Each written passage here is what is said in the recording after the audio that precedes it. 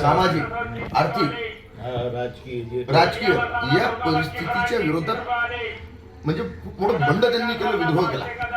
आणि त्यांनी सांगितलं की बघा अल्लाह आणि ह्या सर्व गोष्टी. आणि तुम्हाला सांगतो, मार्क्सवादाचं तत्वज्ञान, मोहम्मद पैगंबरांचं तत्वज्ञान, महानुभव पंथाचं तत्वज्ञान, महात्मा बसवेश्वराचं तत्वज्ञान, तुकोबांचं तत्वज्ञान, ज्योतिबा फुले सांगितले, जे अखंड लिहिले, हे बुद्धांनी सांगितलं, हे तत्वज्ञान जवळपास सारखंच आहे, मिळतं जुळतं आहे. थोडं फरक आहे, म्हणजे त्यांच्यामध्ये मतभेद असू शकतात, मनभेद नाही.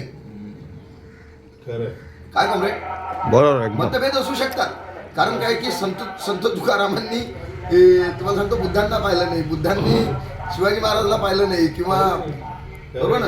मार्क्सचा जन्म हा अलीकडच्या काळातला, पैगंबरांचा जन्म हा कधी, महावीरांचा जन्म हा कधी, भगवान गौतम, म्हणजे 5000 वर्षापासून हे जे सर्व लोक होते, हे सर्व शोषणाच्या विरुद्ध लढत होते.